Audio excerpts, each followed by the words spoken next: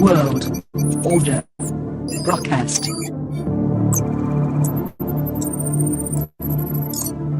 Dynaphones connected. Initiating broadcast signal in 10, 9, 8, 7, 6, 5, 4, 3, 2, 1.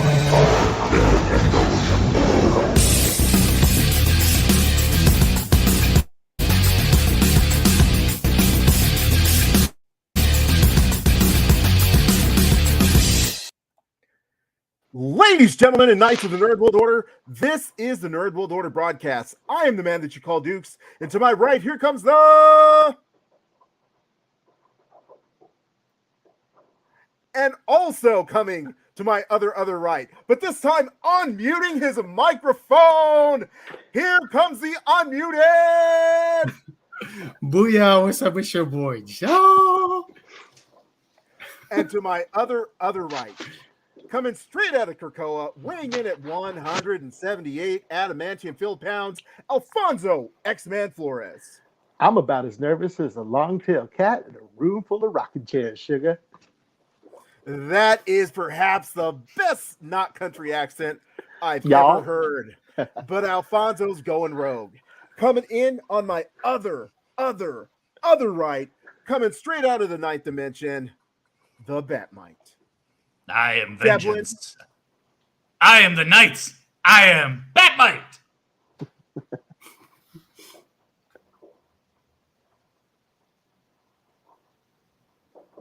I can't do any better.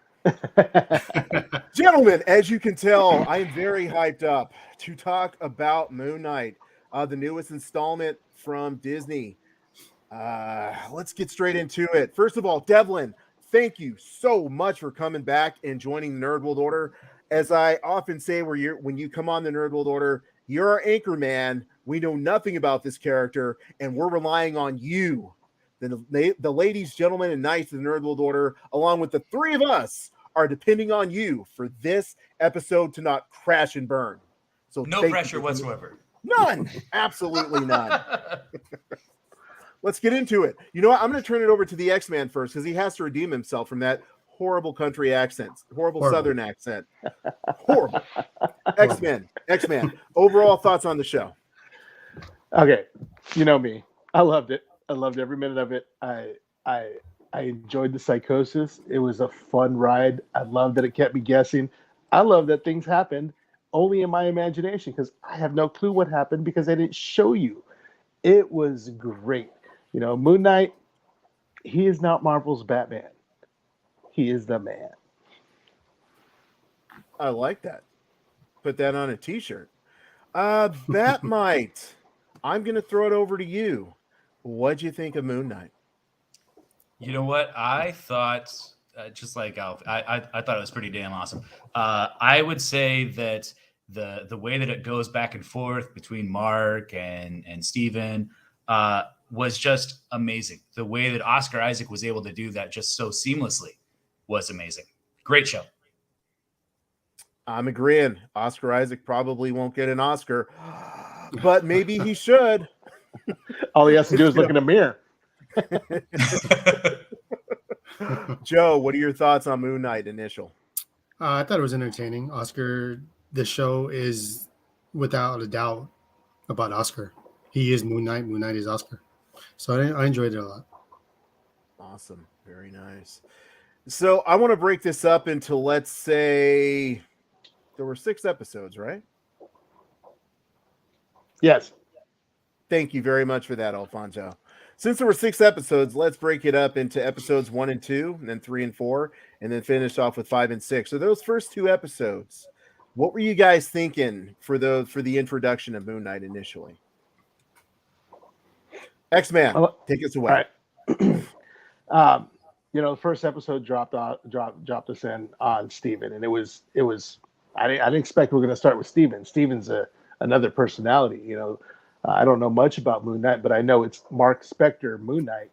You know, so it took me for a little bit of a ride, and I'm like, oh, Steven's British, and he's poor, and he's a clerk, and he wasn't even supposed to be here today. I'm sorry, I made that joke once before, but you know, it was fun. And then all of a sudden, you got Mark, and Mark is, he's just badass, and he's tearing it up like he do, and he's outsmarting, Steven and his all his little traps to see if he's sleepwalking at night. He's trying to stay silent so that Steven doesn't know he exists. He knows about Steven, but Steven doesn't know about him. And little misadventures, and it was a fun ride. First two episodes really had me going. I was super stoked to see what comes, and I was super concerned because it's like there's 2 episodes down, only 4 left, and we got a lot to cover. Right. Initially, I'm going to jump in and say that the first 2 episodes, looking back on them now, it's like once you get done and you watch the entire thing, it takes on a completely new aspect that you don't even think about. I remember, Joe, when we watched the first episode and, we had our initial podcast with the 4 of us, and we talked about when Steven and Mark would switch back and forth, and there would be scenes of like total carnage when Steven would turn into Moon Knight and then they would flip back, right? But now as you're watching episodes 1 and 2, and you think about Jake Lockley being introduced in episode 6, the carnage that occurred in episode 1 and 2 when they would flip back and forth between the characters, that didn't seem like like Mark. Yeah. That seemed more like Jake Longley.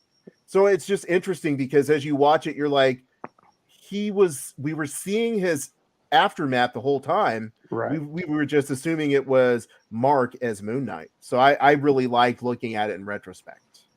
Right. Yeah. Especially that I was saying, especially that scene where he's in the Alps and they're trying to get the scarab, and then we look around and we see like a bunch of bloody bodies over there. Mark wouldn't have been that messy. He would have been a lot more methodical about it, a lot more calculated. No, Jake was unhinged. Yes, absolutely. Joe, episodes 1 and 2, what'd you think? Pretty good. They're even better now because now that we watched all 6, that was actually Lockley doing all that. So it makes 1 and 2 hit a little different because now that it wasn't Mark. But in the comics, if I'm not mistaken, Lockley was the more violent one of the 3 anyways. So I think if we were reading Moon Knight, we would have figured that was actually Jake instead of Mark. I've never read Moon Knight, so I wouldn't have thought about that. What are your thoughts, Batmite? How do you compare the 3 personalities that we saw in the TV show compared to the 3 that we see in the comic books? They're definitely a bit different than what we have here, which is fine. I mean, it's always nice to get something that's fresh, so long as it's well done. So having it be different from the comics, in the aspects that it is, that's totally fine. But it's well done enough that you can overlook them. You can overlook the fact that suddenly Jake speaks Spanish all the time, and you need to read the subtitles. But I mean, we read comics, so we're used to reading subtitles, right? Yeah. Well, like I was saying earlier, Lockley is a strong Spanish name. Yeah. Well, Dukes doesn't read subtitles. That's why he doesn't watch anime. Oh, right. It's true. Unless it's dubbed. The other day, I was looking for the newest season of My Hero Academia, and it's still not subtitled or still not dubbed, so I'm not watching it. That totally reminds me. One day, my daughter and I were watching My Hero Academia, and my son, he's 6 years old and 5 at the time. He walks in and he goes, "Why is this in Spanish?"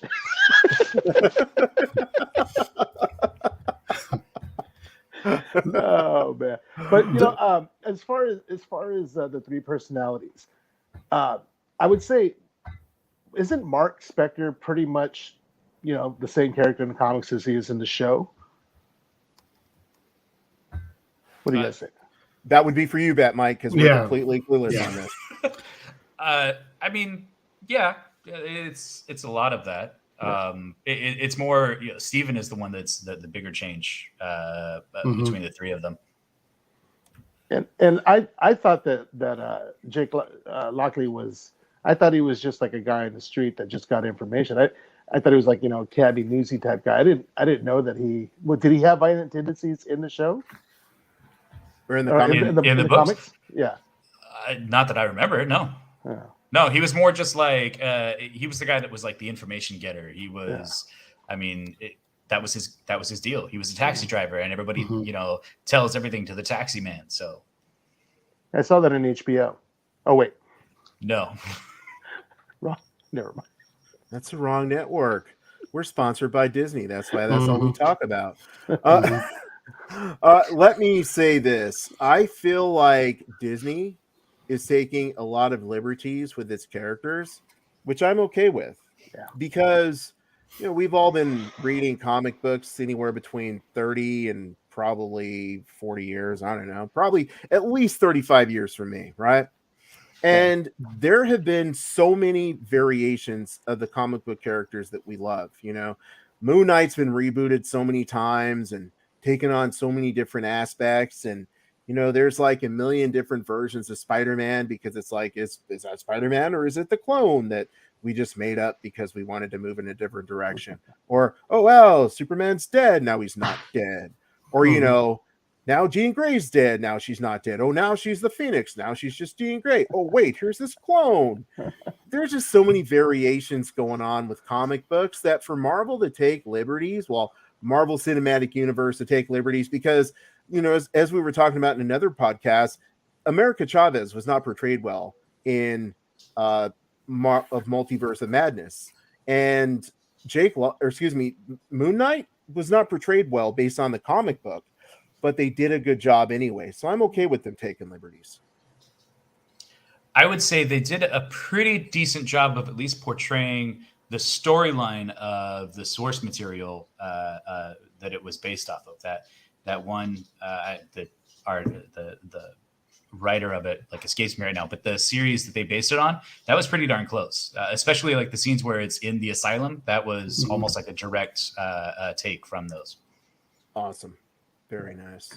And what little Moon Knight I read, I never saw Khonshu. It was just he was just this. Yeah, he got some powers from an Egyptian god. And they may have said Khonshu, but he never popped up like he was talking to him, like a parrot on his shoulder. But it's kind of cool to see the evolution of that and how it's portrayed in the show. So I loved it. Yeah. Yeah, definitely. So you guys ready to travel to Egypt for episodes 3 and 4? Yes, sir. Okay, let's travel to Egypt. So, episode 3 and 4 primarily, I'll say, starts off in Egypt, is mostly in Egypt. They did a lot of crazy things like Khonshu manipulating the sky but not changing time, which a lot of people were confused about. So let's start it off with the X-Man. What do you think about 3 and 4 and Khonshu's nonsense? First of all, I got to say, Egypt is the place to be. Egypt. Oh, sorry. Egyptian Lover was my jam. Wow. Were you breakdancing, Alfonso? Nice.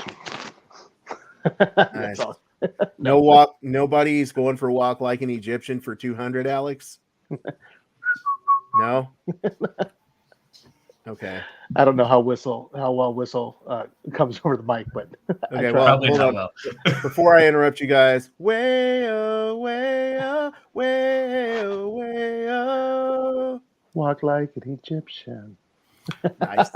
Okay. Susanna Hoff was my jam. Sorry, I love that woman for the longest Okay, time. Alfonso. Now that we've spun off into the depths of attention deficit, what were your thoughts on episode 3 and 4? They were great. They were great. It's like, you have this big start with 1 and 2, 3 and 4 just kept the ball rolling, kept growing. That snowball just kept getting bigger and bigger. It's very tough for me to think, like, story-wise, exactly what happened in 3 and 4, because I just see it as one big story now. So I might have to defer to Devlin. First of all, I am just very happy that you and Dukes did not pick the music for these episodes. I don't know about you, Joe, but I prefer the music that was in the show. So episode 3 was where we met Midnight Man, Anton. Oh. And that was where they had their encounter, and we got to see the fighting in the horse arena. Right. Where Steven and Khonshu decided to change the screensaver of the sky, just flipping through to the different screensavers. And then episode 4 was when we get to the asylum. Episode 4 was where we get to the asylum, where we end it with seeing Towerette. Right. And Yeah. Hi. Hi. Yeah. That was also where we saw the duality between Harrow's place on Earth and Harrow's place as Dr. Harrow in the asylum. Right. So, Joe, promise not to sing. What were your thoughts on 3 and 4?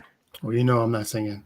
What I like is each like the first 2 episodes is mainly about Steven, and then 3 and 4 I felt it was a lot more about Mark, and it led to the end of episode 4, which goes into 5 and 6, which we'll talk to in a few minutes about how they get along. But the third and the fourth one was pretty good because it was dealing with Mark and how he split into a different personality, and which was Steven, and how he dealt with a lot of trauma that he had in his life. Right. And I thought that was pretty cool because at first Steven and Mark, they were butting heads, and Steven for the whole time thought he was the main one, and Mark's like, no, I'm the main one. So it was kind of cool to see them get closer towards the end of episode 5, which leads into 5 and 6. So I thought it was pretty good. Story-wise, it's pretty good. Very, very entertaining. Yeah. I think that 3 and 4, when Joe's talking about the origin of the dissociative identity disorder, man, that was done so well. Because parts of it, you could tell that Khonshu was like either in that flashback, like in his head, or he in some way manipulated that to happen with the whole, little bird head and little skull that Mark stepped on as they were going into that cave. But just the emotion, like it moved away from just being like your standard comic book fodder, and it moved into more of an emotional place where you're like, well, dang, I understand why this guy is, so challenged and why he does have this disorder, because he's taken on the responsibility of his brother dying, and then his mom just being like, it was your fault, and abusing him. It was just very well written and very well acted by, young Mark. And obviously, it was really great. And I thought that Oscar Isaacs also delivered when he had to see that again, and how he was like, hey, don't open that door. Don't go through there. You were like, well, what's over there? What's going to happen? It was just awesome. Yeah, that was really tough, man. I felt it. I felt it hard. I have a lot of empathy, and I'm able to put myself in somebody's place, and man, I was hurting. That was some good stuff. Yeah. What, absolutely. like you and I have mommy issues or something? What? No. What? It's okay, because our moms don't listen to the podcast anyway. Apparently most moms don't.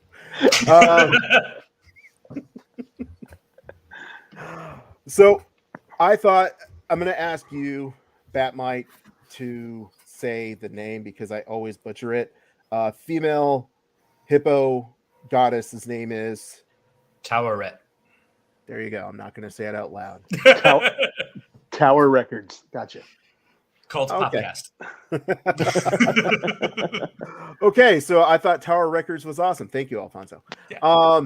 Yeah. I at first when they introduced her, I was like, what's this nonsense? Where are they going with this? Like, I was like, they just jumped the hippo, because I felt like it was awful. But then as they progressed the character, which I guess if you guys are ready, we'll get into 5 and 6. I was just like, wow. Yeah. This hippo lady's pretty damn cool. She's like, she's watching out for my boys.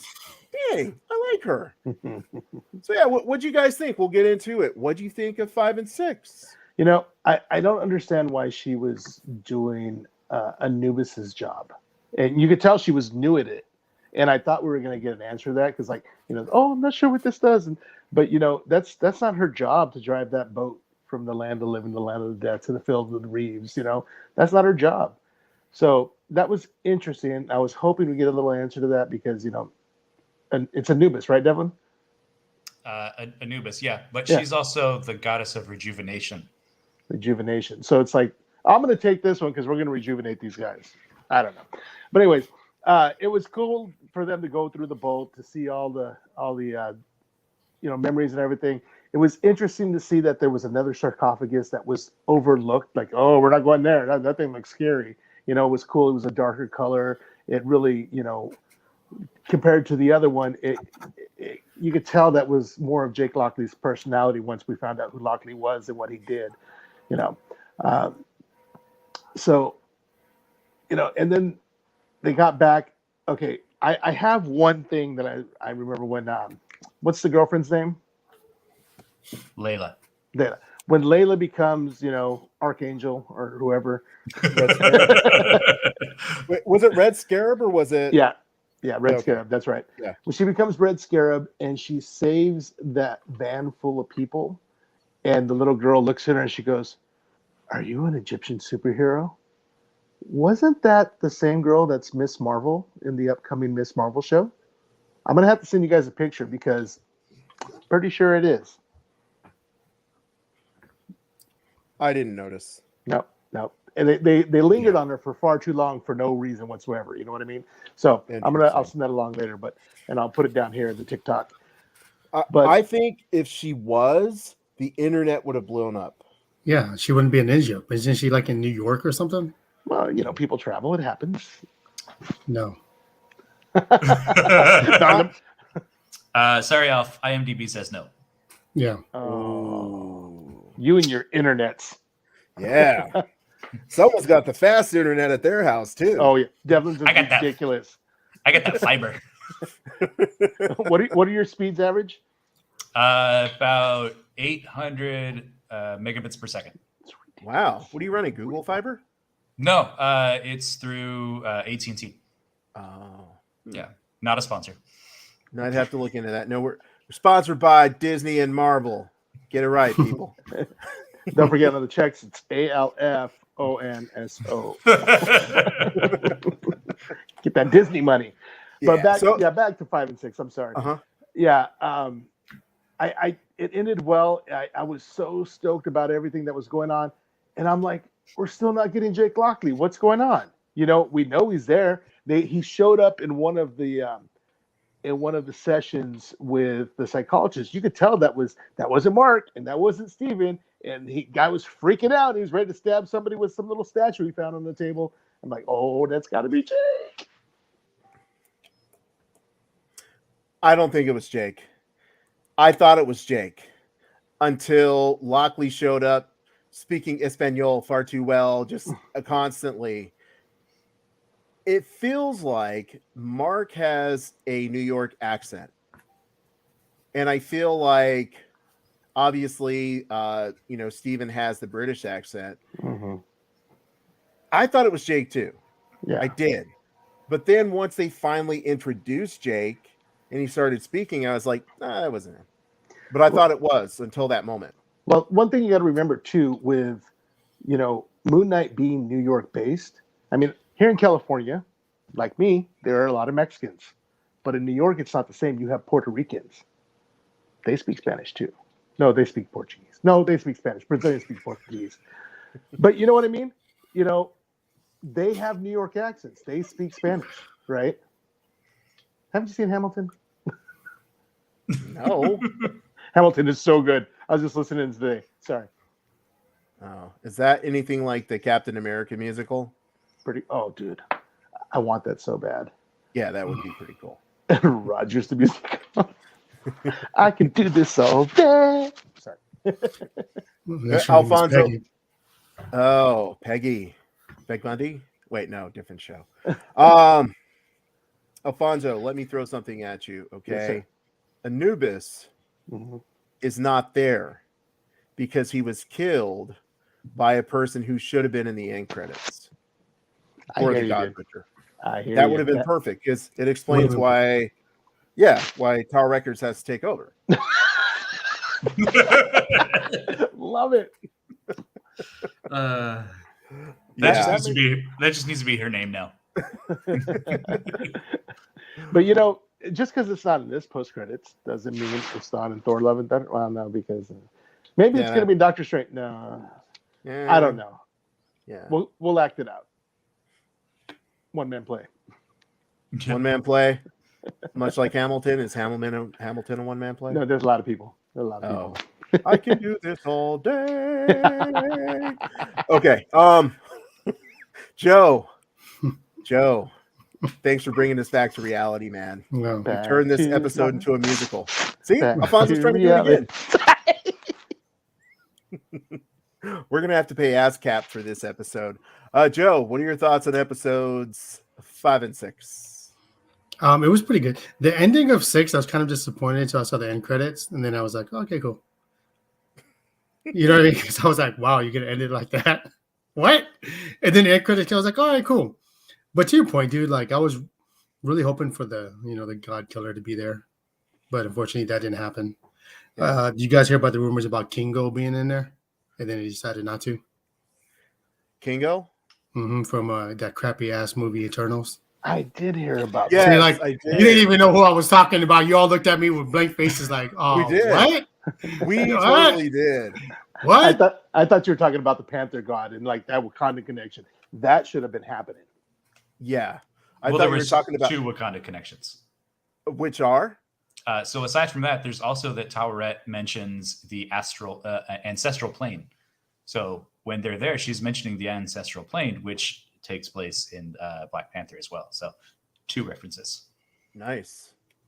Yeah, I was like, but why? Like, I didn't want Kangol in there, so I was okay without him. And then, like Yeah. the big finish. There's a guest appearance, so it was Lockley. Yeah. Okay. Do you We have any already knew idea he what was in it, Kang? but okay. Do you have any idea what Kango was supposed to be doing in it? I don't know, dude. What was he supposed to be doing in Eternals? You know what? Making movies? I don't know why I'm thinking about it, but I think all it was a Kango poster for a movie on a wall somewhere in New York. Oh. My thoughts, but Oh. He Well, was supposed to be in the first episode and then the end episode, if I'm not mistaken, where I read. Okay. Because there was a theory going around that the entire thing was just a movie because an alternate, and Bat Might, I'm going to ask you if this is true or if I'm just making stuff up. Mark Spector was a movie producer. So the thought was, as you're watching the show, you can see that there's like green screens in some places and there's like movie cameras in other places. So maybe since Kangol is an Egyptian actor, he might have been in there some sort of way. But anyway, am I right about Mark Spector being a movie producer? Yeah, producer, director. Wait, did I say Mark Spector? yeah. No, I meant Stephen Grant. Stephen Grant. Stephen Grant. Yeah. Stephen Yeah, Grant. no, Stephen Grant. So he's that's his deal. Which, there was the alluding to that with the movie poster, and seeing the old movie where they have the split personalities and he sees that. So there was a bit of an allusion to it as well. Oh, okay. That'd have been cool if Kango was in that, because that old, he got that character from an old British show he used to watch. And Kango is Bollywood, Indian, not True. You're right. Yeah. Look at me just being just insensitive to the diversity. No, it's cool. Just let me try to sing my way out of it. I don't even have a song. Please, no more singing. We are the world. We are the children. Yeah. There's a choice we're making. We're saving our own lives. Okay. True. We make a better day. Just you and me. I'm sorry, that's my Bob Dylan. I'm done. These are our friends, Joe. These are our friends. Yeah. Okay, let's see here. So, I had a question which I'd like to pose to all of you. We have I'll call it the white area, which is supposed to be the the psychiatric center. Harrow's in charge of the psychiatric center, or is he? And if he is, why doesn't he know that the Lockley sarcophagus is there inside the building, or does he know about the Lockley personality? I'll turn it over to the expert, Batmite. Honestly, I don't think that was Harrow at all. I think that was Mark and Steven's interpretation of Harrow. Like they were just projecting Harrow there. I don't think that was him at all. I concur. X-Man agrees. Joe. Yeah, sure.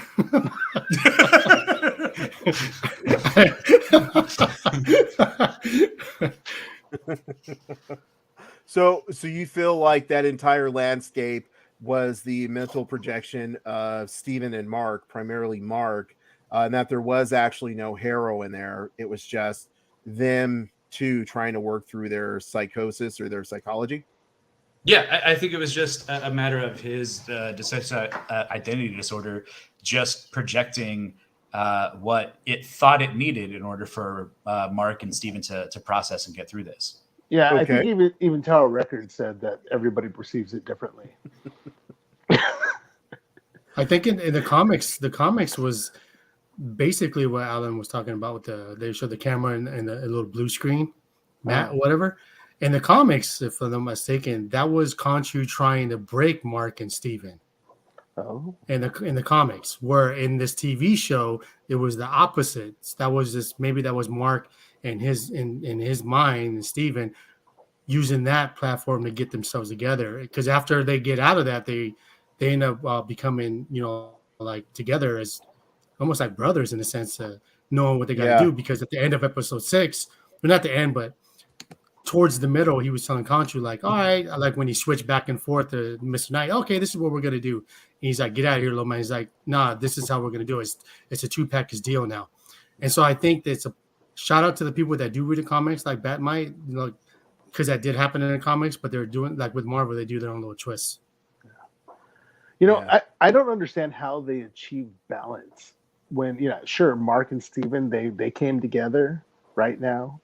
Over me, but they came together, but you still had Jake Lockley, who should have been imbalanced, right? Unless the two of them coming together balance out with Jake's craziness, or not crazy. I shouldn't say craziness. That's insensitive. With his mental anguish. Well, here, check this out. Let me help you out with this. Okay, I'm looking above Alan and Steven. You're Mark. You guys are singing. And I'm Lockley in the distance just watching you guys going, what are you guys doing? Right. That's how they're able to do it. I got you. So, wait, am I Khonshu? Am I the damn bird? There you are. Cuckoo!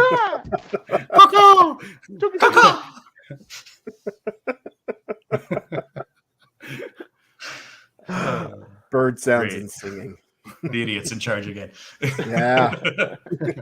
The singing I blame on Tower Records. Okay, guys, I want to talk about episode 6 because I felt like at the end of this, just so you guys know, I'm going to ask you how this ranks amongst all the Marvel TV shows. But here's my thing about episode 6. I feel like between 5 and 6, that was the best redemption arc of any Marvel character ever. Because, like, Mark could have been completely free, living in the fields of wheat, and he's like, this guy who I initially hated and tried to bury and keep controlled, that's my brother.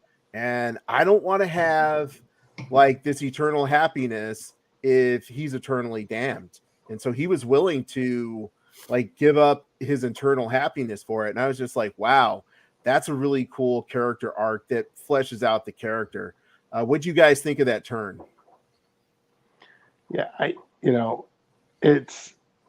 he came together with it's all him, of course, but you got to accept both sides of yourself. There's always two sides of every person, and sometimes we hide it, sometimes we burrow it away, pretend it doesn't exist, but yeah, it's super deep that they were able to come together and accept each other and need each other and know that each of them has their own purpose.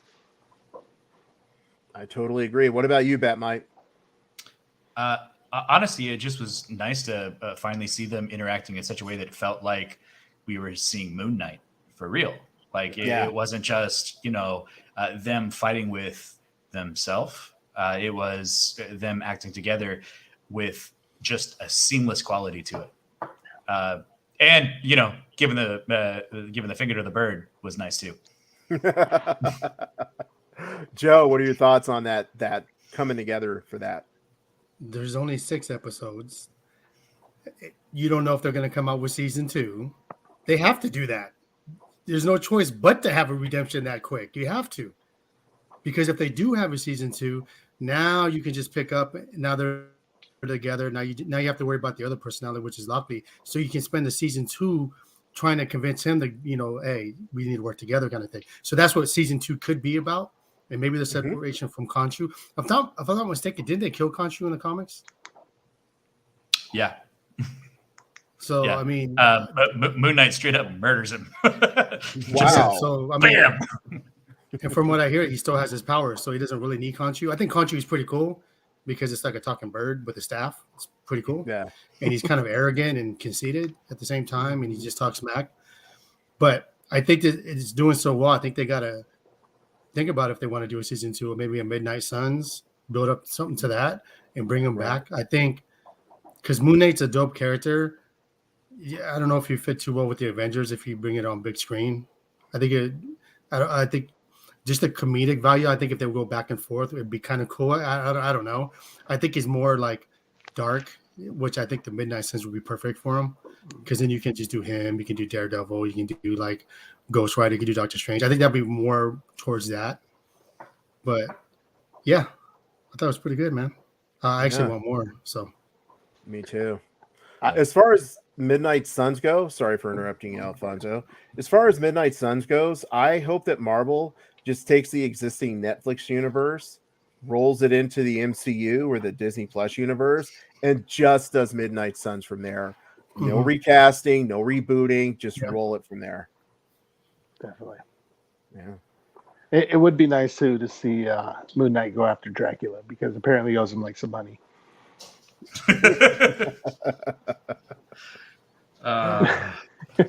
With Blade. Oh yeah. So let's bring back Blade, but not Wesley. Right. Well, I read somewhere. Oh yeah, that was that rumor that was horrible that Tyrese was going to be Blade. Yeah. I hope that was just a so rumor. So bad. It has to be, Yeah. dude. Because me and Alf would have saw like a bunch of TikToks about it, dude. What they need to do is they need to get Will Smith out there slapping vampires around, Oh my gosh. Let's see here. So, a question for you guys. Would you want to see Layla expand into not maybe her own show, but be a character in a different show? She's a good side character. I'm good with her like sidekicking on Moon Knight when she needs to, but really? We already got Archangel in the works. We don't need I guess I just don't want to see another couple like Ant-Man and the Wasp, where they're romantic, but they both got their special abilities and they're fighting. I just don't want to see that. But her going off to somewhere else and supporting another character, I'd be totally down with that. Oh, you can put her in the Kate Bishop and oh my gosh, Florence Pugh Thunderbolts? show. Yeah, no. Thunderbolts. What's her name? Black Widow's sister. Oh, you mean Yelena. that's the Thunderbolts. Yeah. No, those two just need a buddy cop show. And then, okay. You know what I mean? Okay, yeah. Kate Bishop. Okay. Might be down with that. So, at the end, obviously, we have the Khonshu fight with what was the other character's name? The god? Crocodile god? Ammit. Later Gators. Later skaters. So, what do you guys think of the big giant monster fight scene? The kaiju. Joe, I'll start it off with you. What do you think of the Pacific Rim scene? You know, like when you're watching Godzilla and Godzilla was fighting King Kong, but they'd show the humans fight and stuff, and you're like, hey, I need to go back to the King Kong and Godzilla. That's what I was thinking. I don't really want to see Khonshu and Emmett fight. I want to go back to see Moon Knight fighting. Yeah. And so I didn't care too much for it. I'm like, yeah, Khonshu's getting owned. But yeah, Moon Knight can win because he has Khonshu's powers. Okay, whatever. What they needed to happen is after the fight was resolved, just have Gore, just fly in and take him out, take off, and then like Moon Knight doesn't know because it happened in the background, and you got two gods gone. Well, the way the gods were fighting, it kind of makes sense why they always get avatars, because it appears the gods can't fight at all. Pretty much. That is facts, man. They were not very skilled in hand-to-hand combat. And I will say there was a lot of foreshadowing in this, and we got a little bit of foreshadowing of the ending when he was looking at the very first episode. He was looking at the Ennead and the story of the Great Rift, which is the death of a lot of the gods in Egypt, including Osiris. And then we got to see the death of Osiris in episode 6. Oh, wow. Yeah. It would have been nice with all those gods, and I know I keep saying this, so allow me to be redundant. You've got all those gods there, and there's a god butcher in the wings waiting, and you could have just had him murk one of those gods, just one of them. You got all these gods that need to be butchered. What do we do? Who do we? Oh, hey, we got a god butcher. Send him in. Yeah. So overall, Not to mention, where were the Eternals at? Where were the Eternals? They were there from the beginning. They were at home washing their tights. They were there from the beginning. They could have seen the gods, and I'm like, come on, dude. But the Eternals aren't allowed to interfere in the course of human evolution. Oh wait, they're there to protect as well, though. But they took off on looking with Star Fox, right, to go find the other Eternals that were taken away, so they're not on Earth anymore. No, I was talking about in the beginning. Oh, in the beginning, because they they got to protect the humans so they can overpopulate to, I guess, feed the baby or something to make the. I don't know, whatever. I don't know, Jay. I can't remember what that movie was about. God, that movie was pathetic. The more you guys talk about it, the more I'm happy I haven't watched it. You haven't watched it? I haven't watched it. I've escaped, and I feel so good that I haven't watched that movie. You need to share our pain, sir. Yeah. No, you don't. I'm good. No. Yeah. No, you don't. Yeah. I'll watch it as soon as Dukes watches Witcher. Yeah, that's not going to happen. That's not going to happen.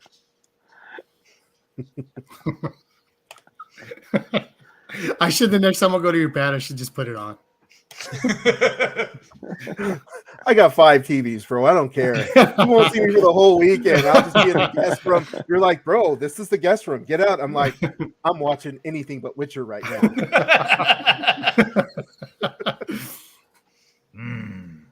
Yeah.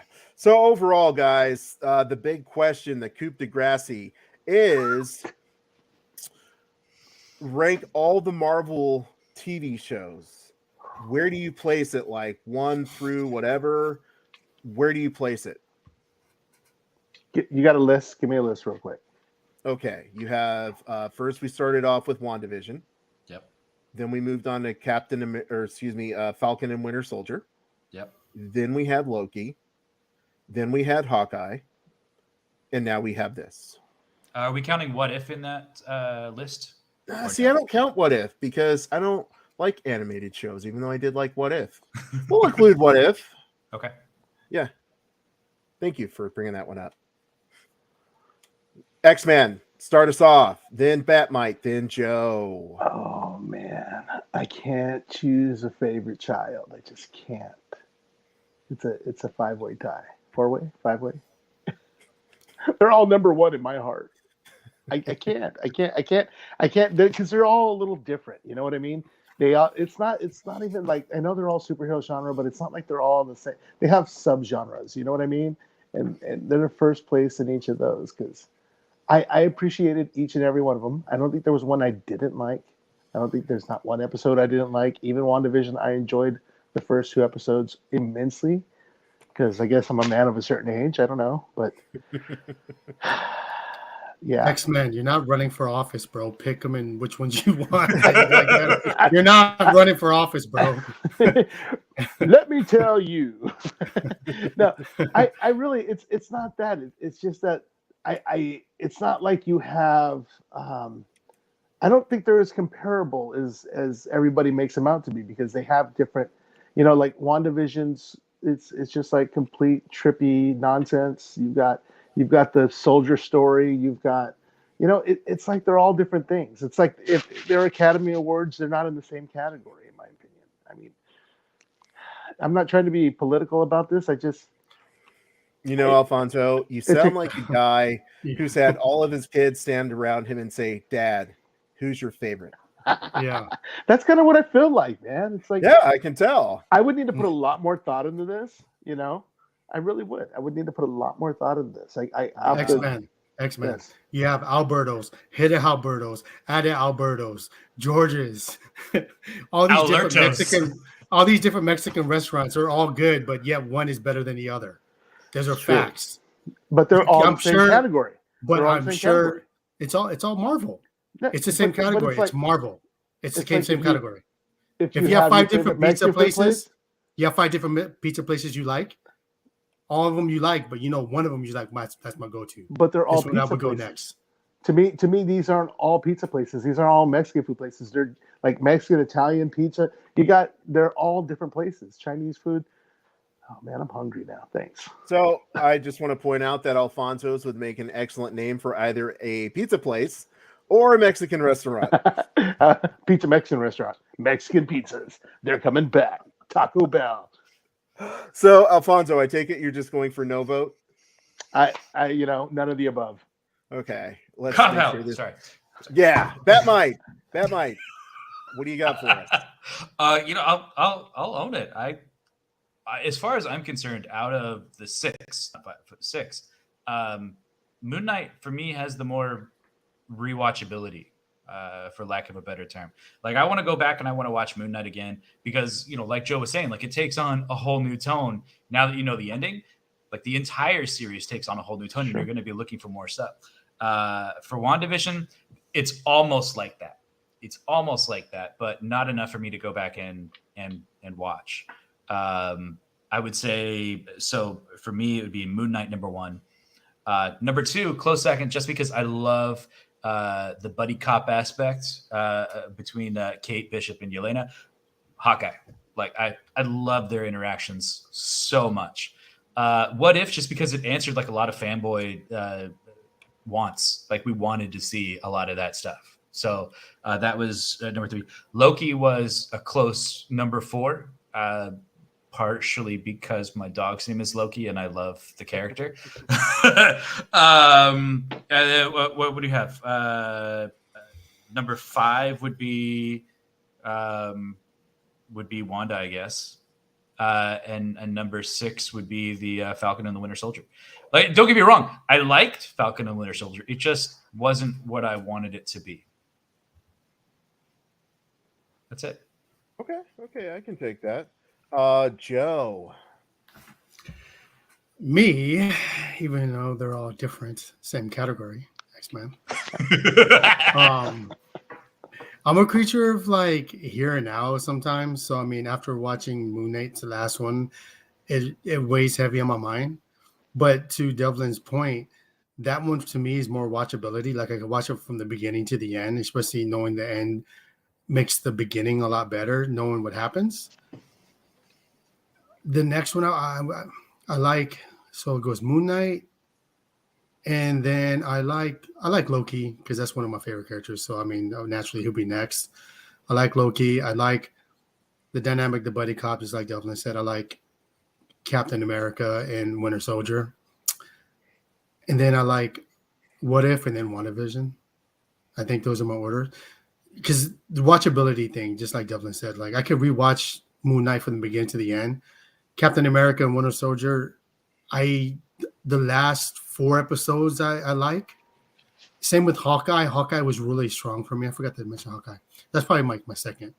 I can watch Hawkeye from the beginning to the end as well, but it hits more towards I think 4 and 5 and 6, and then it kind of dropped off. Each of those Marvel series that come out prior to Moon Knight is like that, Where Moon Knight, every episode is just good and good. It gets better until the end, and then the end makes the beginning that much better. So I would think Moon Knight, for me, is the best out of all of them. Interesting perspective, gentlemen. Well, I'm going to start from my least favorite, WandaVision, and work my way up to what I really liked. I felt like with WandaVision, there was a lot of meandering through the writing and the plot until they reached that point, which was probably like the last two episodes where you got interested and you finally cared, and you ran all these theories around, like Alfonso kept saying Mephisto every episode, and it never came to be. Like we all thought that the character of Pietro Quicksilver was going to be there, but it wasn't him. It was just some random guy, Mhm. owner or whatever. So I didn't care for that one. Let's see, Hawkeye was just okay. I'm gonna flip this. Loki, same thing. A lot of stuff happened, but nothing happened. Final episode. That's all it came down to. Other than that, don't care. Let's see here. And then Hawkeye, it was good. It wasn't great. It was watchable. So that's why it's right in the middle. Then we have What If, which to me was the most creative, most fun. I felt like could have set up a variety of things for Multiverse of Madness. It was just one of those shows that really kept me interested. And even though it didn't seem like everything was coming together and it seemed more like of an anthology show, at the end, possibly the best second. You know what? The thing about What If was the second to the last episode was really awesome. And then the last episode was a little bit of a letdown, which is why it's not higher on the list. However, Moon Knight comes in at almost top. And the reason that Moon Knight comes in almost number one is because I just loved everything about the show. I loved Oscar Isaac's acting. I thought that the story was just so unique. I like Khonshu. I like Tower Records. I like Layla. I like Steven. I like Mark. Just everything about this show that I liked. But Captain America and Falcon and Winter Soldier still remains my favorite because number one, I felt like the social commentary just really reflected with me. But one of the things that the Batmite said is, he liked the buddy cop aspect or the buddy aspect between Kate Bishop and Elena. That's what I really liked about, the character of Winter Soldier and the character of Falcon was that both of them had to grow and had to get over past issues, whether it be the PTSD or not feeling like, or Falcon not feeling like he was up to the mantle of becoming Captain America. So I just still going to be number one, but Moon Knight is a close second. So that's my ranking. Hey, can I add two quick things? First of all, how did we not sing Layla? Secondly, to my defense, I would rewatch any of these shows any given time. Just putting it out there.